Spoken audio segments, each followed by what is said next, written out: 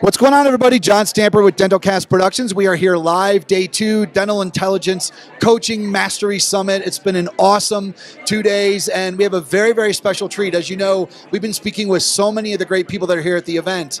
We wanted to take some time with this morning's keynote speaker, Dan Clark, and I have to say, before we start speaking with him, I popped in there, was listening to everything he was talking about. Everybody was pens in hand, talking about being significant. It was awesome. Dan, this is a real pleasure.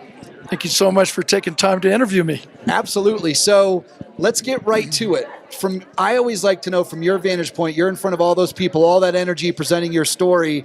What was it like for you today, talking to that room of a lot of people that are here in dentistry that are doing a lot of the same things for a lot of people that they work with? That's such a good question. That's obviously why you do this for a living.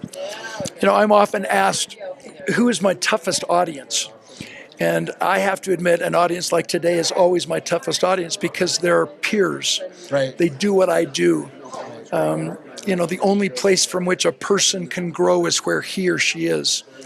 So as consultants, as coaches, as professional speakers, we have to go where our audience attendees are physically and emotionally and, Yes. and spiritually and mentally, intellectually, because only there can we gently invite them to trust us, and only there can we gently invite them to grow or buy into what we're saying. And so in an audience like today, who was brought together because of dental intelligence, I talked about we become the average of the 5 people we associate with the most. Yes. Which means we must be willing to pay any price and travel any distance to associate with extraordinary human beings. So hats off to dental intelligence to attract and assemble such a high level of intellectual capital and emotional stability and passion and creativity and imagination and love for helping others, which puts the pressure on someone like me. To your question, I had to start my presentation at a higher level. Yeah. And connect at a higher intellectual and emotional level than most audiences because they already get it. Right. They are already up here, Right. which forces me to stretch, which forces me to become better today than I was yesterday. So I just absolutely love the exhilaration of being in the same room with these powerful influencers.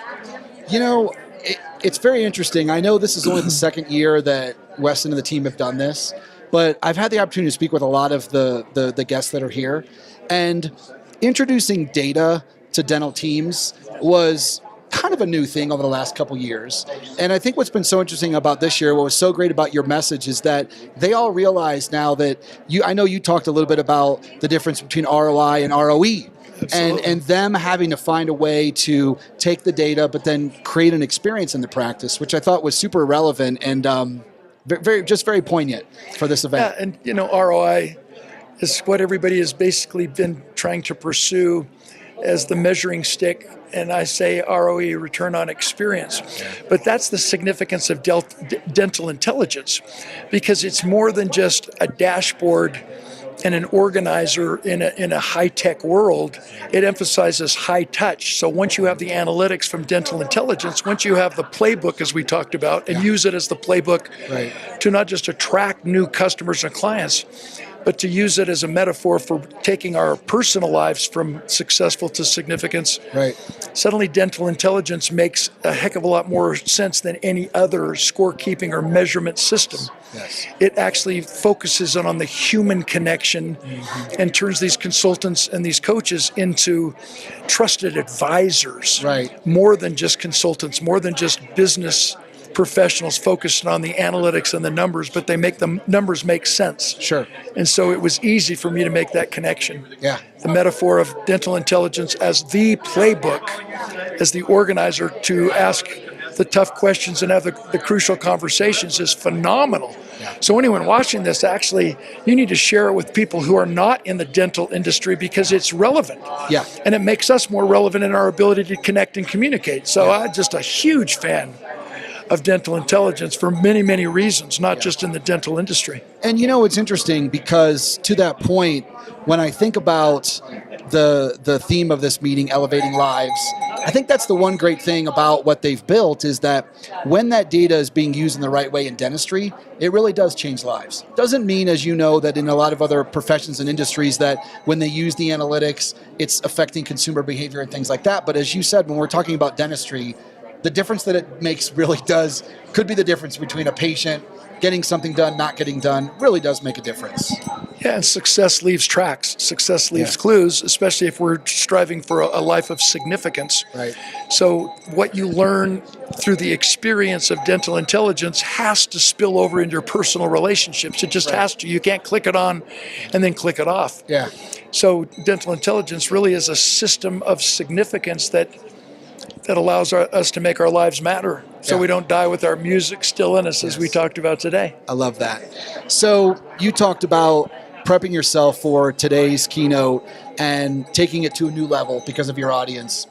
Was there one thing in particular that you wanted to accomplish when you were here with this group, when you really thought about what you wanted to touch people on today? And I know for the last half an hour, you've been out here, everybody's been wanting to speak with you. You've been so gracious. Was there anything that you really wanted to make sure that you walked away with today with this group? Yeah, is that it really boils down to our personal why. You know, my friend and colleague Simon Sinek, he has the book Start With Why. My football experience coming back from my paralysis, the way I recovered from my paralyzing injury, I was paralyzed for 14 months, not just physically, but emotionally, was I focused on my why. When we only focus on the how and the what, there's no emotion. And as I quoted in there, reason leads to conclusions, but it is emotion that leads to action.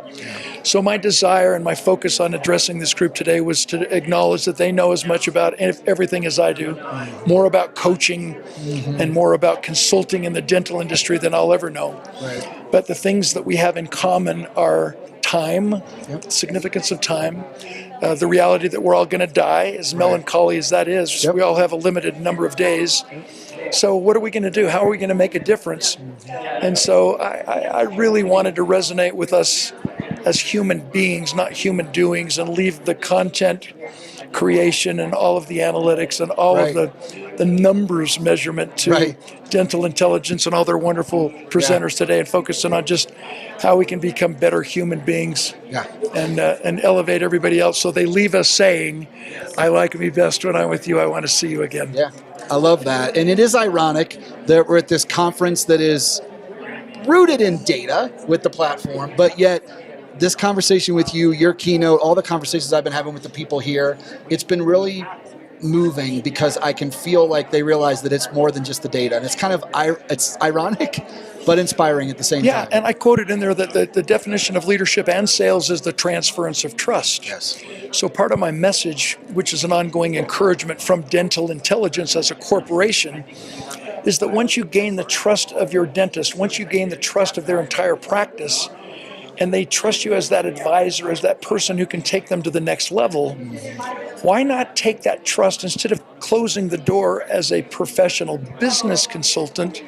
Why not use that platform of trust, of personal relationship, of love, of passion, of understanding, of connection through integrity?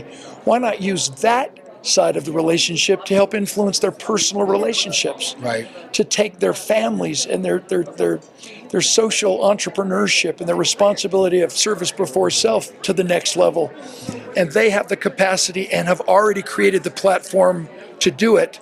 I was just here as an outsider to encourage them to now use that opportunity more judiciously and become more aware of the influence they really have in people's lives, not just as a professional in the business side, but as a friend, as a trusted human being who basically says, I believe in you, you should believe in yourself, and together we rise.